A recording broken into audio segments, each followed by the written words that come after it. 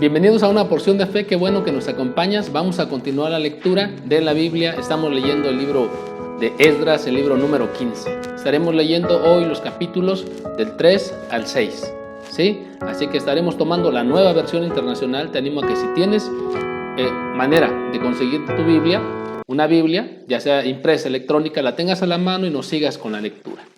Puedes seguirnos directamente en tu Biblia, en cualquiera de sus medios, o puedes seguirnos en la pantalla. ¿Sí? El propósito es que podamos ir teniendo un panorama completo de la Biblia para sentar bases sólidas de fe y podamos crecer. Así que, adelante, tomemos entonces la porción de fe de este día. Verso 1. En el mes séptimo, cuando ya todos los israelitas se habían establecido en sus poblaciones, se reunió el pueblo en Jerusalén con un mismo propósito. Entonces Jesúa, hijo de Josadac, con sus parientes que eran sacerdotes, y Zorobabel, hijo de Salatiel, con sus parientes, empezaron a construir el altar del Dios de Israel para ofrecer holocaustos según lo estipulado en la ley de Moisés, hombre de Dios. A pesar del miedo que tenían de los pueblos vecinos, colocaron el altar en su mismo sitio, y todos los días, por la mañana y por la tarde, ofrecían holocaustos al Señor. Luego, según lo estipulado en la ley, celebraron la fiesta de las enramadas, ofreciendo el número de holocaustos prescrito para cada día. Como también los holocaustos diarios, los de luna nueva, los de las fiestas solemnes ordenadas por el Señor y los que el pueblo le ofrecía voluntariamente. A pesar de que aún no se habían echado los cimientos del templo, desde el primer día del mes séptimo, el pueblo comenzó a ofrecer holocaustos al Señor. Enseñanza de hoy. Sí, el templo somos tú y yo. El templo de Dios somos tú y yo. Él tiene una promesa que habitaría en nosotros. Nosotros seríamos ahora su templo. Templo del Espíritu Santo si tú y yo hemos entregado nuestra vida a Cristo. Entonces ahora somos el templo tú y yo. En primera instancia no es necesario estar en un lugar físico, en una construcción, en un edificio. Más ahora con estos tiempos. Lo importante es que tú y yo estemos donde estemos. Seamos un templo, un lugar agradable. Hay un canto que dice, haz de mi corazón un lugar digno de ti. ¿Cómo estamos? ¿Cómo está el templo de nuestro corazón? ¿Cómo está nuestra vida? ¿Está siendo agradable a Dios? Si lo está haciendo, vamos, sigamos teniendo reverencia del Señor, de su presencia. Estemos donde estemos, nos vean o no nos vean. Y si acaso no estuviéramos bien, la porción de fe, la palabra de Dios lo que pretende es que vengas a Él. Porque la misericordia de Dios es para siempre. Estamos viendo los tiempos de restauración, así que si acaso hubiera necesidad de restauración en tu vida, tómala, acércate a Dios, aviva el fuego del don de Dios que hay en ti. Tú eres del Señor, tú eres de Dios, eres un hijo de Dios y estás llamado a ser un templo del Señor, un templo hermoso. Así que sigamos adelante. Sigamos adelante y ofrezcamos a Dios sacrificios de alabanza, fruto de labios que confiesen su nombre. Sí, Él es el Señor Todopoderoso. Él es el Señor Dios Todopoderoso, es tu Padre y está contigo. Vamos adelante.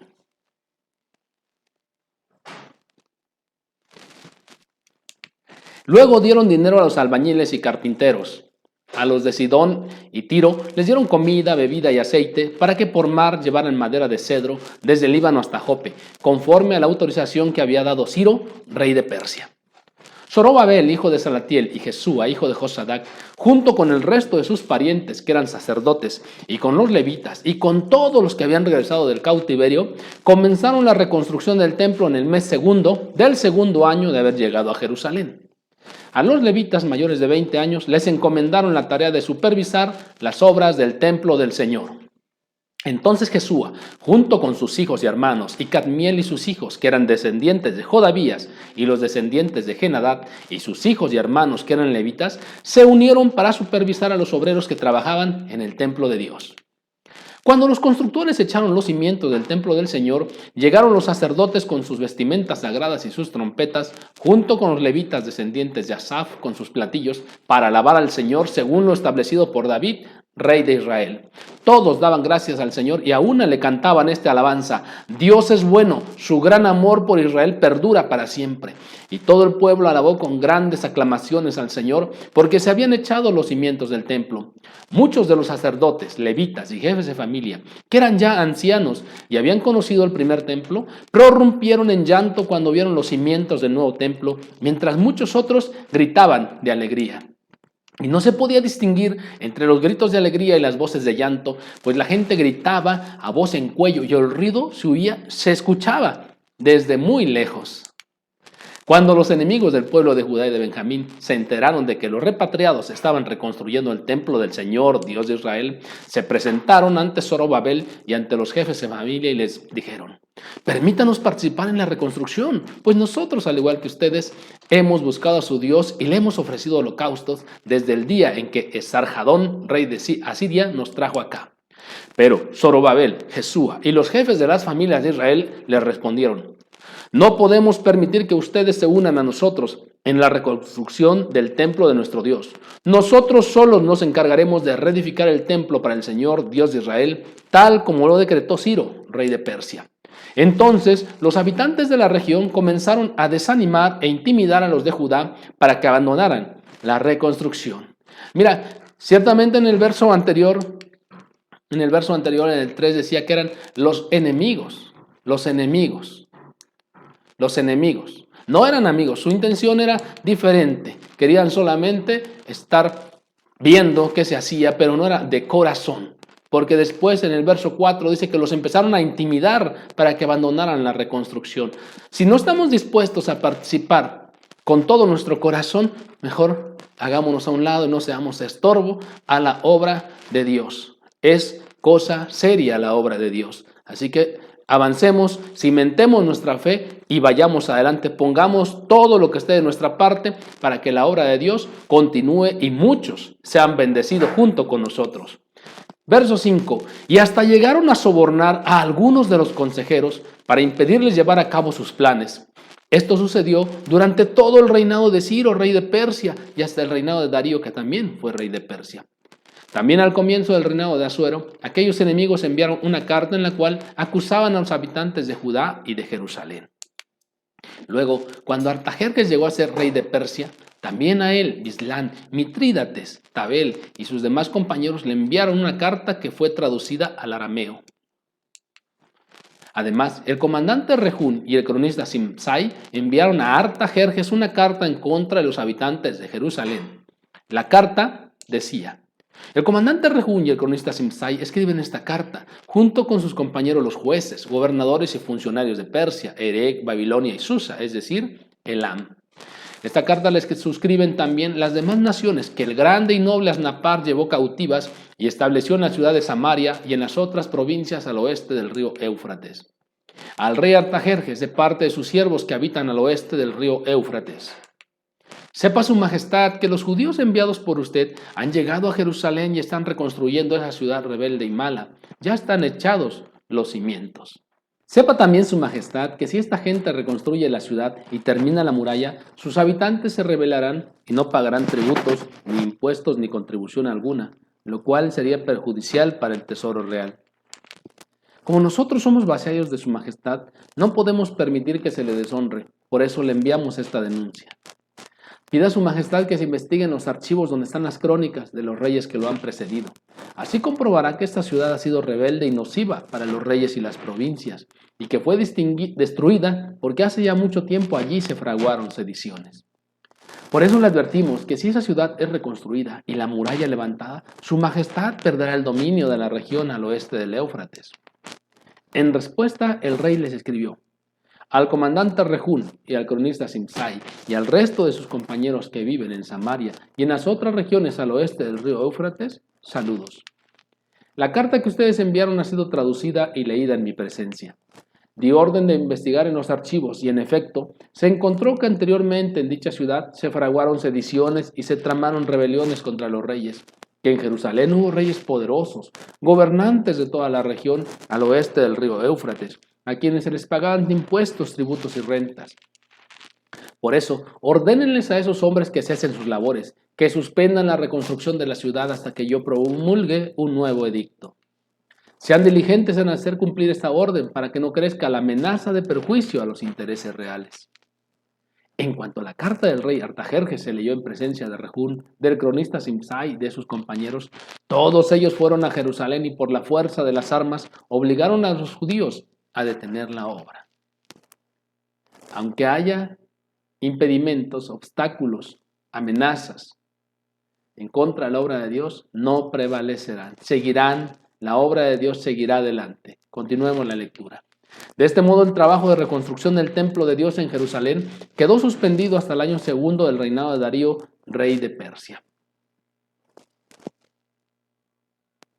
Que no quede en tu vida suspendida la obra de Dios. Vamos adelante. Y si acaso se suspendió por algún modo, si te detuviste, si te cansaste, vamos, estos son tiempos de restauración. Levántate en el nombre del Señor.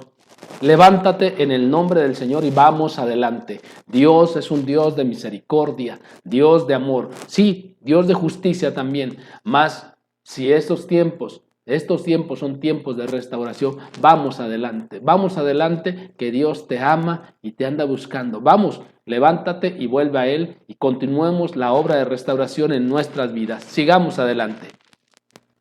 Capítulo 5, verso 1. Los profetas Ageo y Zacarías, hijo de Idó, profetizaron a los judíos que estaban en Judá y Jerusalén en el nombre de Dios de Israel que velaba por ellos. Entonces Zorobabel, hijo de Salatiel, y Jesúa, hijo de Josadac, se dispusieron a continuar la reconstrucción del templo de Dios en Jerusalén, y los profetas estaban con ellos, ayudándolos. En ese mismo tiempo, Tatenai, gobernador de la provincia al oeste del río Éufrates, y Setar-Bosnai, y sus compañeros se presentaron ante los judíos y les preguntaron: ¿quién nos autorizó a reconstruir ese templo y restaurar su estructura? Y añadieron: ¿cómo se llaman los que están reconstruyendo ese edificio? Pero como Dios velaba por los dirigentes judíos, no los obligaron a interrumpir el trabajo hasta que se consultara a Darío y éste respondiera por escrito. Entonces Tatenai, gobernador de la provincia al oeste del río Éufrates, y Setar-Bosnai y sus compañeros, que eran los funcionarios del gobierno de esa provincia, enviaron una carta al rey Darío, la cual decía: al rey Darío un cordial saludo. Ponemos en conocimiento de su majestad que fuimos a la provincia de Judá, al templo del gran Dios, y vimos que se está reconstruyendo con grandes piedras y que sus paredes se están recubriendo con madera. El trabajo se hace con esmero y avanza rápidamente. A los dirigentes les preguntamos quién nos había autorizado a reconstruir ese templo y restaurar su estructura, y cómo se llaman los que dirigen la obra, para comunicárselo por escrito a su majestad. Ellos nos respondieron: somos siervos del Dios del cielo y de la tierra, y estamos reconstruyendo el templo que fue edificado y terminado hace ya mucho tiempo por un gran rey de Israel. Pero como nuestros antepasados provocaron a ira al Dios del cielo, Él los entregó en manos de Nabucodonosor, rey de Babilonia, el caldeo que destruyó este templo y que llevó al pueblo cautivo a Babilonia. Pero más tarde, en el primer año de su reinado, Ciro, rey de Babilonia, ordenó que este templo de Dios fuera reconstruido. También hizo sacar del templo de Babilonia los utensilios de oro y de plata que Nabucodonosor se había llevado del templo de Jerusalén y había puesto en el templo de Babilonia, y se los entregó a Sesbazar, a quien había nombrado gobernador. Ciro pues ordenó a Sesbazar que tomara esos utensilios y los devolviera al templo de Jerusalén y que reedificara en el mismo sitio el templo de Dios. Entonces Sesbazar llegó a Jerusalén y echó los cimientos del templo de Dios. Desde entonces se ha estado trabajando en su reconstrucción, pero aún no se ha terminado. Ahora bien, si su majestad lo considera conveniente, pedimos que se investiguen los archivos donde están las crónicas de los reyes de Babilonia para saber si es verdad que el rey Ciro ordenó la reconstrucción del templo de Dios en Jerusalén. Además, solicitamos que se nos dé a conocer la decisión de su majestad con respecto a este asunto. Capítulo 6. Entonces el rey Darío ordenó que se investigara en los archivos donde se guardaban los tesoros de Babilonia, y en el palacio de Ecbatana, en la provincia de Media, se encontró un rollo que contenía la siguiente memoria, diciendo: en el primer año de su reinado, el rey Ciro promulgó el siguiente edicto respecto al templo de Dios en Jerusalén: que se echen los cimientos y se reconstruya el templo, para que en él se ofrezcan holocaustos. Tendrá 27 metros tanto de alto como de ancho, 3 hileras de piedras grandes y una de madera. Todos los gastos serán sufragados por el tesoro real. Con respecto a los utensilios de oro y de plata que Nabucodonosor sacó del templo de Jerusalén y llevó a Babilonia, que los devuelvan a Jerusalén y que se pongan en el templo de Dios donde deben estar. Entonces el rey Darío dio la siguiente orden a Tatenai, gobernador de la provincia al oeste del río Éufrates, y a Setar-Bosnai y a sus compañeros, los funcionarios de dicha provincia: aléjense de Jerusalén y no estorben la obra de reconstrucción del templo de Dios. Dejen que el gobernador de la provincia de Judá y los dirigentes judíos reconstruyan el templo en su antiguo sitio. También decía el rey Darío: he decidido que ustedes deben prestarles ayuda, sufragando los gastos de la reconstrucción del templo con los impuestos que la provincia al oeste del río Éufrates paga al Tesoro Real. No se tarden en pagar todos los gastos para que no se interrumpan las obras. Además, todos los días, sin falta, deberán suministrarles becerros, carneros y corderos para ofrecerlos en holocausto al Dios del cielo, junto con trigo, sal, vino y aceite y todo lo que necesiten, según las instrucciones de los sacerdotes que están en Jerusalén. Así podrán ellos ofrecer sacrificios gratos al Dios del cielo y rogar por la vida del rey y de sus hijos. He determinado asimismo que a quien desobedezca esta orden lo empalen en una viga sacada de su propia casa y que le derrumben la casa. Que el Dios que decidió habitar en Jerusalén derribe a cualquier rey o nación que intente modificar este decreto o destruir ese templo de Dios. Yo, Darío, promulgo este decreto. Publíquese y cúmplase al pie de la letra. Entonces Tatenai, gobernador de la provincia al oeste del río Éufrates, y Setar-Boznai y sus compañeros cumplieron al pie de la letra lo que el rey Darío les había ordenado. Así, los dirigentes judíos pudieron continuar y terminar la obra de reconstrucción conforme a la palabra de los profetas. Así los dirigentes judíos pudieron continuar y terminar la obra de reconstrucción conforme a la palabra de los profetas Ageo y Zacarías, hijo de Idó. Terminaron pues la obra de reconstrucción según el mandato del Dios de Israel y por decreto de Ciro, Darío y Artajerjes, reyes de Persia. La reconstrucción del templo se terminó el día 3 del mes de Adar en el año 6 del reinado de Darío.